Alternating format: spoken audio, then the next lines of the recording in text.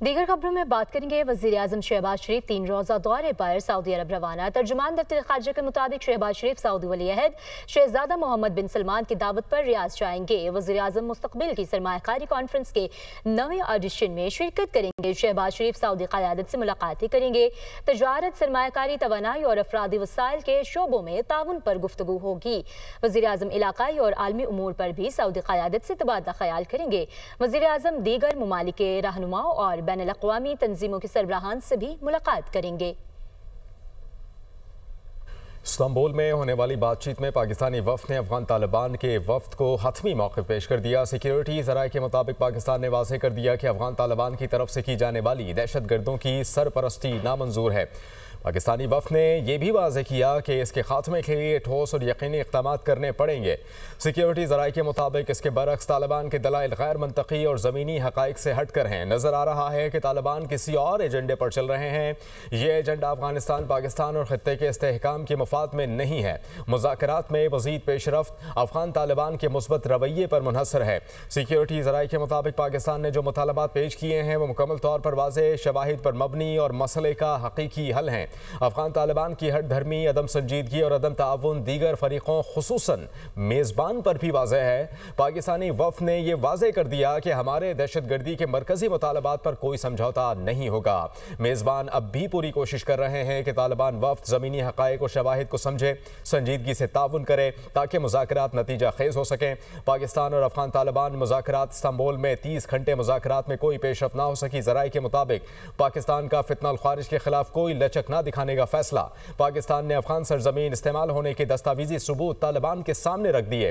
पाकिस्तानी वफ़द ने अपना हतमी मौक़िफ़ भी पेश कर दिया। पाकिस्तान और अफगान तालिबान के दरमियान तीसरी नशिस्त आज मुतवक्किह है। अफगान सरजमीन से फितना ख़ारिज की पाकिस्तान मुखालिफ शरंगेजियाँ जारी। एक ही रोज़ में 2 मुख्तलिफ मकामात पर सरहद से दरअंदाजी की कोशिशें।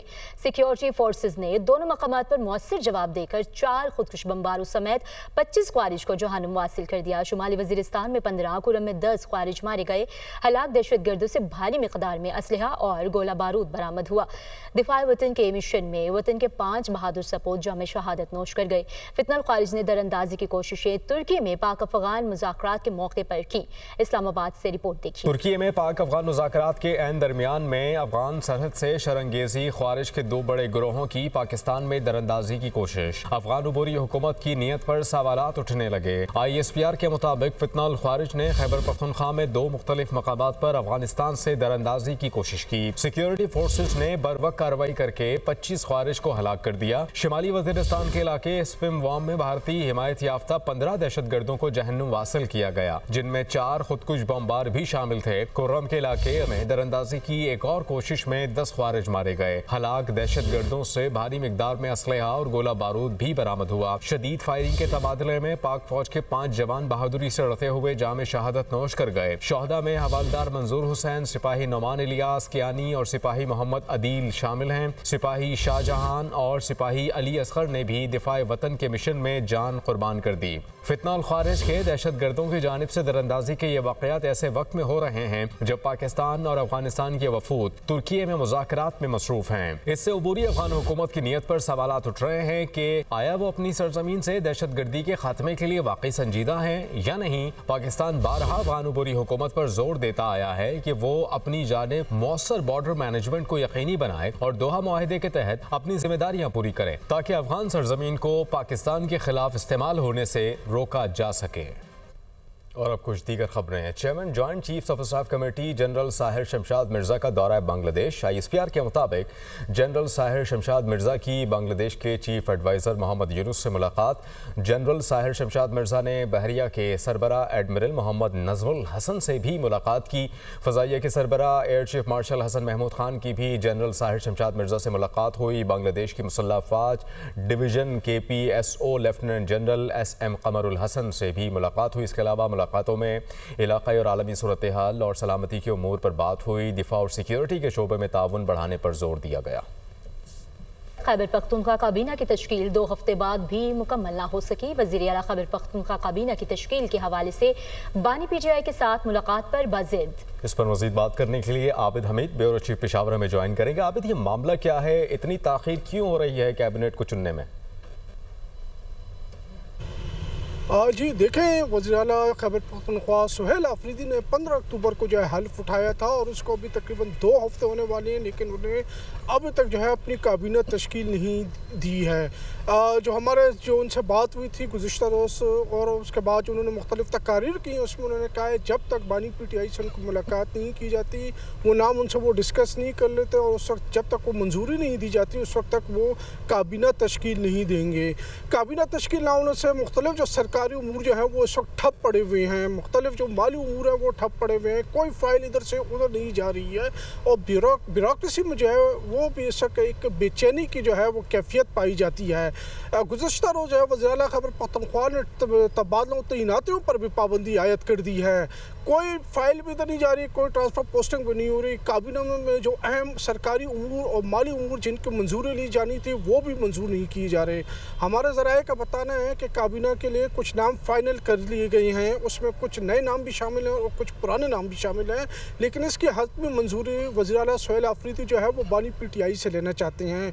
हमारे ज़राए का ये भी कहना है कि उस वक्त उनके ऊपर काबीना में मुख्तलिफ नाम शामिल करने के लिए दबाव है और वो ख़ुद पर से ये दबाव हटाने के लिए जो है वो चाहते हैं कि ये मुलाकात हो, वहाँ से मंजूरी आए ताकि उनके ऊपर से ये दबाव कम किया जा सके।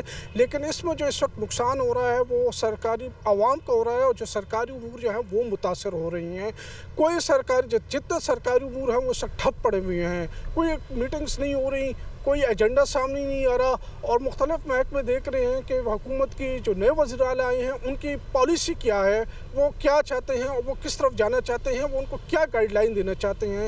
ये तब भी मुमकिन होगा जब काबीना तश्कील दी जाएगी, वज़रा सामने आएंगे उन महकमों के और उनके जानिब से महकमे को गाइडलाइन दी जाएगी और फिर जो है ये मामला आगे बढ़ेंगे। ठीक है, यानी सूबे के वज़ीर-ए-आला बज़ीद हैं कि बानी PTI से मुलाकात के बाद ही कैबिनेट मेंबर्स का जो है वो ऐलान किया जाएगा। आप हमें अपडेट कर रहे थे आबिद, आपका बहुत शुक्रिया। पाकिस्तान पीपल्स पार्टी का आज़ाद कश्मीर में हुकूमत साजी के लिए नंबर्स पूरे करने का दावा। सिंध हाउस इस्लामाबाद में पाकिस्तान पीपल्स पार्टी का पावर शो फरियाल तालपुर की जानिब से शाइये का अहतमाम किया गया। आज़ाद जम्मू कश्मीर कानून साज असम्बली के 27 अरकान शरीक, पाकिस्तान तहरीक इंसाफ फॉरवर्ड ब्लॉक और पाकिस्तान पीपल्स पार्टी पार्लिमानी पार्टी के अरकान की शिरकत। फॉरवर्ड ब्लॉक के यासिर सुल्तान, चौधरी अरशद, सरदार मोहम्मद हुसैन की शिरकत। चौधरी इखलाक, माजिद खान, अकबर इब्राहिम भी शरीक हुए। इसके अलावा फ़हीम अख्तर कियानी, आसिम शरीफ बट, मलिक जफ़र इकबाल की भी शिरकत। फरियाल तालपुर ने PTI फॉरवर्ड ब्लॉक के 10 अरकान की मुलाकात। बैरिस्टर सुल्तान ग्रुप के 5 अरकान भी शामिल। वज़ीर आज़म आज़ाद कश्मीर अनवारुल हक के खिलाफ तहरीक अदम एतमाद लाने के लिए हिमायत कर दी। 30 से ज़ायद अरकान का असम्बली हमारे साथ हैं, जबकि मुस्लिम लीग नून की हिमायत के बगैर भी हुकूमत बना सकते हैं। पार्टी मौक़िफ़। सदर ममलिकत का वज़ीर आज़म से टेलीफोनिक राबता हुआ। आसिफ अली जरदारी ने शहबाज शरीफ से आज़ाद कश्मीर में हुकूमत के लिए ताउन मांग लिया। वज़ीर आज़म ने मुज़ाकरात के लिए हसन इकबाल की सरबराही में कमेटी तश्कील दी। इसके अलावा पाकिस्तान मुस्लिम लीग नून की कमेटी पाकिस्तान पीपल्स पार्टी से मुज़ाकरात करेगी। आज़ाद कश्मीर में हुकूमत साजी का ये मामला है। मुस्लिम लीग नून की कमेटी आज पाकिस्तान पीपल्स पार्टी के रहनुमाओं से मुलाकात करेगी। पाकिस्तान मुस्लिम लीग नून की कमेटी हसन इकबाल, अमीर मकाम शाह गुलाम कादिर समेत कश्मीरी कायदीन से मुलाकात करेगी और वो मुश्तमिल है। यासिर मलिक इस्लामाबाद से हमें ज्वाइन करेंगे। यासिर, सारे मामले पर आप बताइएगा क्या होने जा रहा है मुमकिन तौर पर। देखिए, आज़ाद कश्मीर में अब नई हुकूमत साजी के हवाले से दोनों कमेटियां जो हैं उनकी आज मुलाकात होने जा रही है। गो के पाकिस्तान पीपल्स पार्टी ने गुज़िश्ता रात जो है वो अपने नंबर गेम जो है वो शो कर दिए हैं। कानून साज असम्बली में वज़ीर आज़म के खिलाफ तहरीक अदम एतमाद लाने के बाद उनको हटाने के लिए 27 मेंबरान जो हैं उनकी जो उनको रिक्वायर्ड थे नंबर वो पूरे कर लिए हैं, बल्कि इससे ज़्यादा नंबर जो है पाकिस्तान पीपल्स पार्टी के पास हैं। अगर नून लीग पाकिस्तान पीपल्स पार्टी का साथ नहीं देती, उसके बावजूद जो है वो तहरीक अदम एतमाद लाकर उसको आसानी से पाकिस्तान पीपल्स पार्टी जो है उसको कामयाब बना लेगी। लेकिन चूंकि सदर मुमलिकत आसिफ अली जरदारी का वज़ीर आज़म शहबाज शरीफ से टेलीफोनिक राब्ता हुआ, वज़ीर आज़म शहबाज शरीफ ने इस मामले के ऊपर एक कमेटी जो है वो तश्कील दी, जिस कमेटी की सरबराही जो है वो एहसन इकबाल कर रहे हैं, जबकि इसमें इंजीनियर अमीर मुकाम और इसी तरह से राणा सनाउल्लाह और पाकिस्तान मुस्लिम लीग नून के आज़ाद कश्मीर के जो सदर हैं शाह गुलाम कादिर वो इसमें शरीक है। पाकिस्तान पीपल्स पार्टी की अगर बात की जाए तो पाकिस्तान पीपल्स पार्टी की तरफ से कमरुज़्ज़मान कायरा, इसी तरह से राजा परवेज़ अशरफ और जो आज़ाद कश्मीर से पाकिस्तान पीपल्स पार्टी के जो सदर हैं चौधरी यासीन और चौधरी लतीफ़ अकबर, इसी तरह से सरदार याकूब, ये उसमें शामिल हैं। और आज बाज़ाब्ता तौर पर दोनों कमेटियों के दरमियान मुलाकात जो है वो होने जा रही है। मुलाकात में फार्मूला तय पाया जाएगा कि अगर नून लीग साथ आती है तो नून लीग अपनी तजावीज़ जो है वो आज पाकिस्तान पीपल्स पार्टी के सामने रखेगी। सदर मुमलिकत आसिफ अली जरदारी जो है वो उनकी ख्वाहिश है कि पाकिस्तान पीपल्स पार्टी के साथ नून लीग उनका हिस्सा बने, लेकिन नून लीग की जानिब से आज तजावीज़ भी पेश की जाएंगी, मशावरत भी की जाएगी और इसके साथ साथ कुछ दो का मामला जो है वो भी ज़ेर गौर आने का इम्कान है। पाकिस्तान पीपल्स पार्टी जो है उनके पास नंबर गेम जो है 33 के करीब जो है वो बताते हैं कि उनके पास नंबर हैं, लेकिन चूंकि 27 जो है वो रिक्वायर्ड है नंबर तहरीके अदम एतमाद लाने के लिए, तो कानून साज असम्बली के 27 मेंबरान जो हैं वो इस वक्त पाकिस्तान पीपल्स पार्टी के हाथ में है और किसी भी वक्त जो है वो तहरीके अदम एतमाद जमा करवाई जा सकती है। लेकिन पाकिस्तान पीपल्स पार्टी ये कहती है, जो पाकिस्तान पीपल्स पार्टी के सदर चौधरी यासीन कहते हैं कि चूँकि अनवार हुकूमत ने जो चौधरी अनवारुल हक के जो वज़ीर आज़म आज़ाद कश्मीर के, उनकी जानिब से प्रेस कॉन्फ्रेंस में ये कहा गया था कि अगर 27 लोग शो कर देती है पाकिस्तान पीपल्स पार्टी तो वो इज्जत एहतराम से यानी जो मौजूदा वज़ीर आज़म है आज़ाद कश्मीर के, उनके खिलाफ अदम एतमाद लाने के लिए नून लीग पीपल्स पार्टी की आज अहम बैठक होने जा रही है और PTI के जो फॉरवर्ड ब्लॉक हैं उनसे भी मुलाकातें हो रही हैं। आप हमें अपडेट कर रहे थे, बहुत शुक्रिया Yasir. Election commission of Pakistan की निगरान हुकूमत की मुद्दत बढ़ाने से मुताल्लिक आइन में तरमीम की सिफारिश। इलेक्शन कमीशन ने आइन के आर्टिकल 224(1) में तरमीम की सिफारिश की। Election commission legal reform committee ने सिफारिशात वजारत पार्लिमानी उमूर को इरसाल कर दी। असम्बलियों की तहलील की सूरत में इंतखाबात 90 के बजाय अब 120 रोज़ में कराए जाएँ। असम्बली की मुद्दत ख़त्म होने पर इंतखाबात 60 के बजाय 90 रोज़ में कराने की सिफारिश। इंतखाबी मुहिम का वक्त भी 28 रोज़ से बढ़ाकर 45 रोज़ करने की सिफारिश की गई।